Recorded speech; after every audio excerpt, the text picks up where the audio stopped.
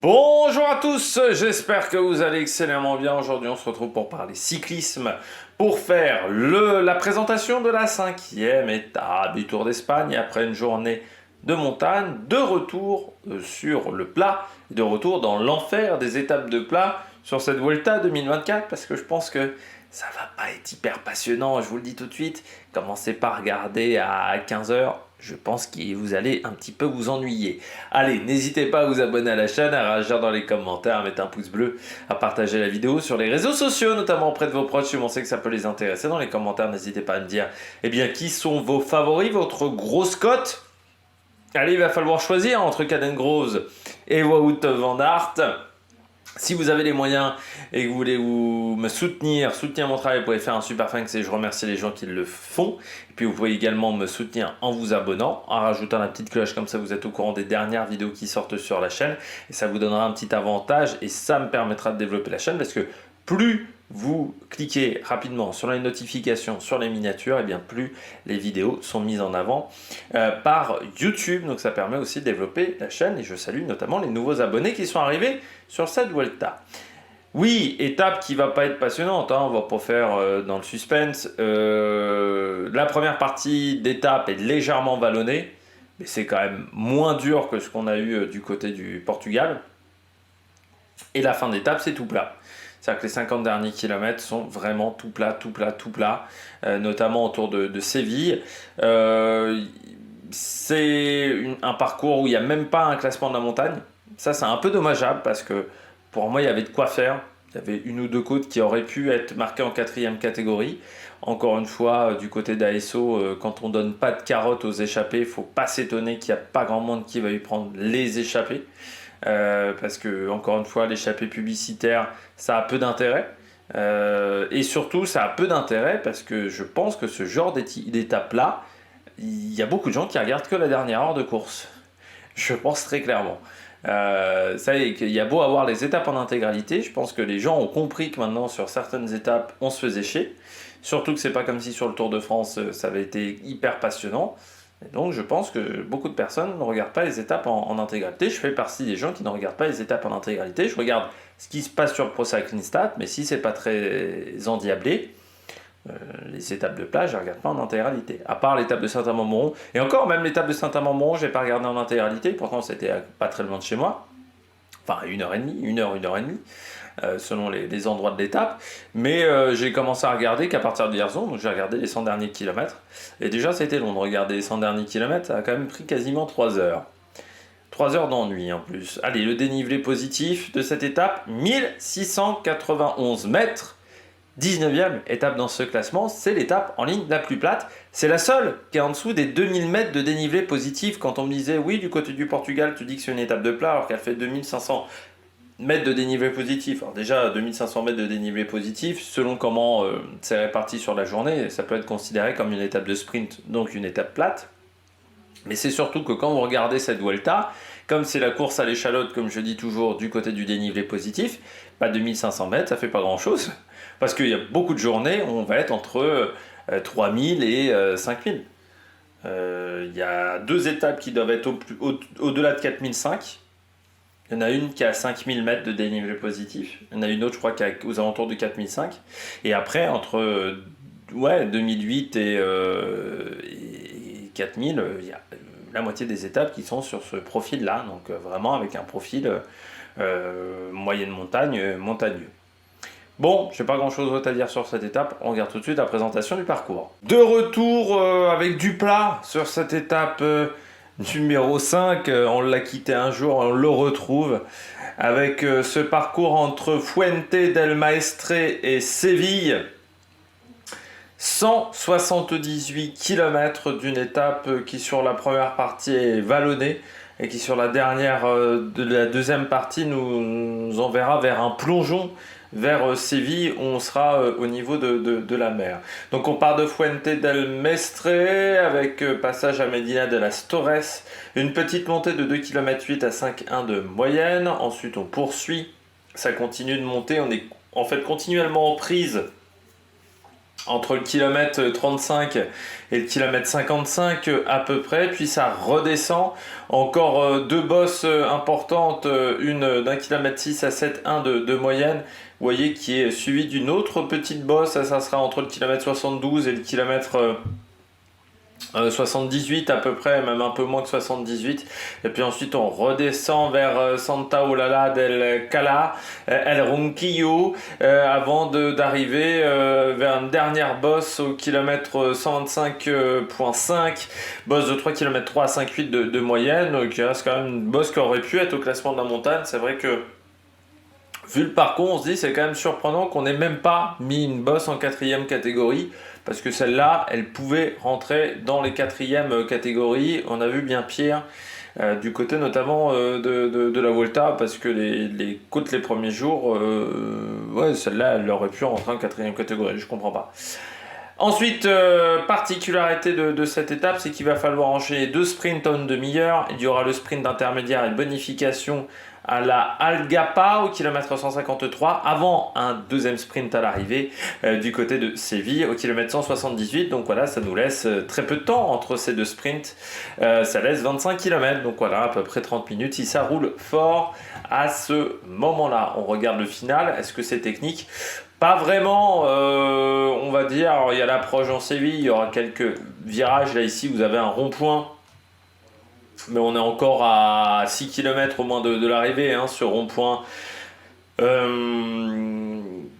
qu'il faudra contourner complètement pour prendre par la gauche, et puis ensuite un virage par la droite ici. Il y aura une épingle qui sera à 3 km 700 de l'arrivée. Alors c'est pas vraiment une épingle, c'est plutôt deux gros virages sur la droite, mais qui ressemblent quand même beaucoup à une épingle. Et puis ensuite, la dernière ligne droite fait 3 km 7, mais en fait, c'est pas totalement une ligne droite, parce que vous voyez, aux 500 mètres, même pas aux 500 mètres, plutôt aux 350 mètres, il y a une légère courbe pour nous emmener vers le final du côté de cette étape de Séville. Et c'est complètement plat dans le final de cette étape. De toute manière, les 50 derniers kilomètres, voire même plus, sont complètement plats du côté de cette journée, qui commence en Extremadure et qui se terminera en Andalousie. Vous voyez un petit peu le parcours, Fuente del Maestre, et puis on descend plein sud pour aller du côté de Séville, du côté de cette étape. On regarde un petit peu la météo pour cette étape numéro 5.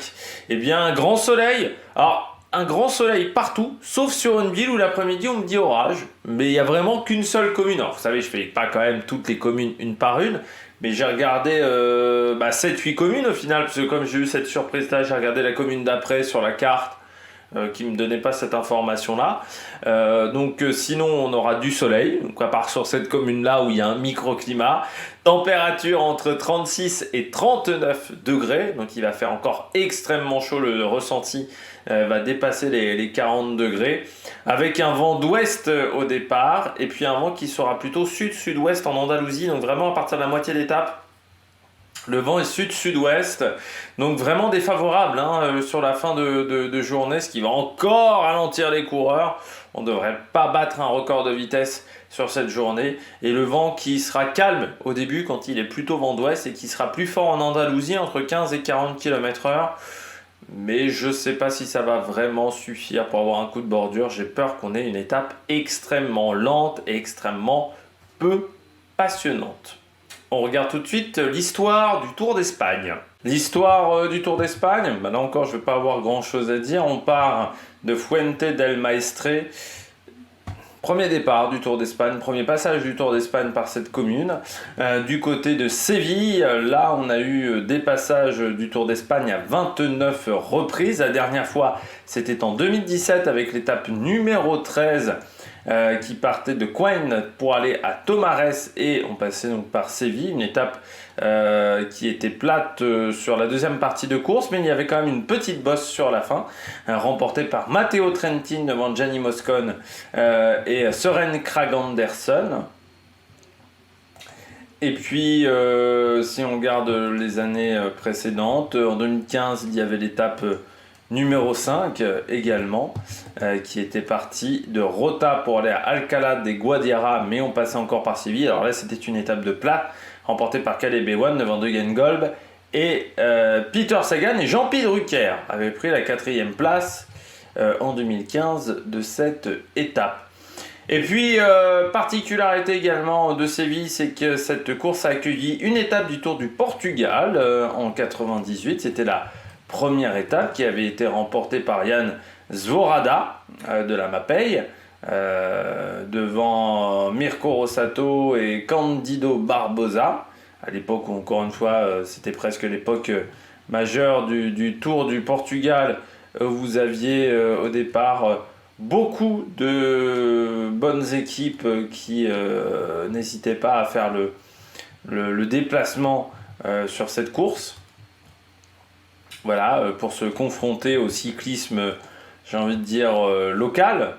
Essayer de voir s'ils étaient capables de battre les meilleurs coureurs portugais de la région et découvrir des nouveaux talents également. Et puis surtout, il y a le Tour d'Andalousie qui faisait souvent escale du côté de Séville à une époque, et notamment avec des arrivées d'étape pour les sprinteurs. Eric Zabel en 97, McEwen en 98, Tom Boonen en 2004 et 2006, Surlek en 2014, et le dernier vainqueur du côté de Séville, c'est Brian Coca. On espère que ça lui permette de retrouver le mode d'emploi pour aller gagner une course ou d'aller au moins faire un top 5 sur une épreuve du World Tour.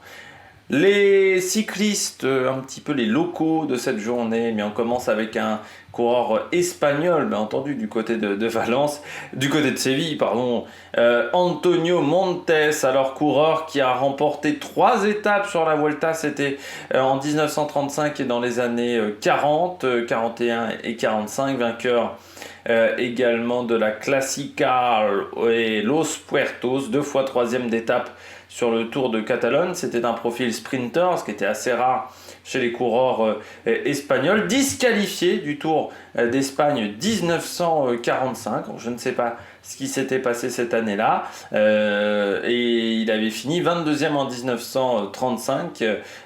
Par contre, il avait des 3 autres Vuelta, il ne les a pas terminés. Coureur qui était dans l'équipe Orbea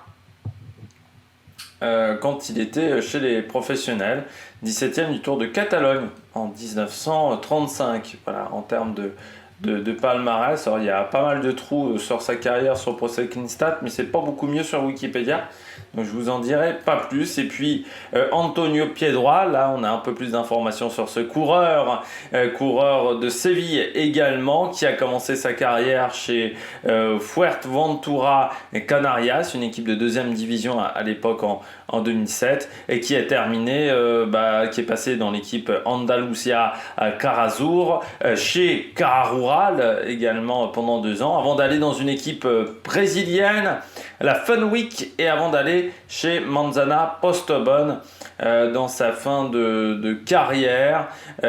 Du côté de son palmarès, eh bien, on note quand même une étape sur le Tour d'Espagne, c'était en 2012 qui a sa meilleure saison, avec également la victoire sur le Tour des Fjords, ou le Rogaland Grand Prix, ça dépend. Cette course a eu plusieurs noms selon les années, et donc en 2012 il avait battu Simon Clark.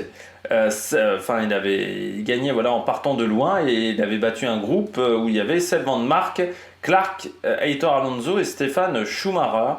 C'était Graziato qui avait remporté un groupe. Il n'y avait pas vraiment de peloton, il n'était que 48 au départ. Ça partait de Sandnes pour aller à Stavanger, cette épreuve. Il y avait seulement 48 coureurs au départ, ce qui est assez faible. Alors c'était pourtant la 4e année de cette épreuve, mais c'était la première fois que c'était en catégorie 1. Et puis du côté d'Antonio Piedra, il a depuis arrêté sa carrière en 2017, après une lourde chute qui lui avait causé des fractures, notamment à la rotule, à l'omoplate et à la clavicule, et il n'avait jamais réussi à reprendre de la saison. Une chute qui s'était déroulée dans une épreuve qui était le Tour de Catalogne, où son équipe avait été invitée, et c'est ce jour-là qu'il a arrêté sa carrière. C'était lors d'un contre-la-montre vers Bagnoles. Voilà, tout simplement.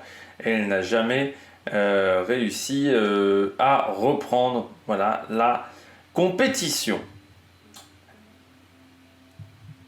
On regarde tout de suite la stratégie, c'est simple. Ennui. Si on a deux coureurs, un d'Auscatal et un de Carte Pharma, on pourra déjà être content. Parce que la probabilité qu'il y ait des coureurs en échappée est quand même faible. Tout simplement parce qu'encore une fois, il n'y a rien à se mettre sous la dent. Même le sprint bonif, t'es pas sûr d'y arriver, c'est à 25 bandes de l'arrivée. Donc là, c'est vraiment faire une échappée publicitaire. Même parmi les équipes invitées, je ne suis pas sûr qu'on ait réellement envie de participer à ça. Du côté de mes favoris, j'ai mis Wout van Aert, j'ai mis Caden Grove, bien entendu le match entre les deux. Je tente à Berasturi. Surtout, on va peut-être lui mettre un petit peu plus de monde du côté d'Auscatal, si en plus on met personne dans l'échappée. Et puis en grosse cote, Arne Marit, le coureur d'Intermarché. Je pense qu'il s'est vraiment trompé un petit peu de direction dans la manière de faire son sprint. La dernière fois, il n'est pas fait du bon côté. Là, ça peut peut-être être voilà, au bout de 3 sprints, ça peut peut-être être bien en place du côté d'Intermarché. Et je suis plus confiance à Arne Marit qu'à un Corbin Strong pour obtenir un résultat sur le podium. Programme télé, départ fictif 13h25. Segura des Leon, 126 km de l'arrivée entre 14h38 et 14h44. El Ronquillo, 64 km de l'arrivée entre 15h58 et 16h11 pour une arrivée prévue entre 17h19 et 17h40. Mais je ne serais pas surpris que ça arrive à 18h, cette affaire-là. Allez, n'hésitez pas à vous abonner à la chaîne, à réagir dans les commentaires, à mettre un pouce bleu. Et puis nous, on se retrouve pour de nouvelles aventures sur Amérique Production. Ciao, ciao!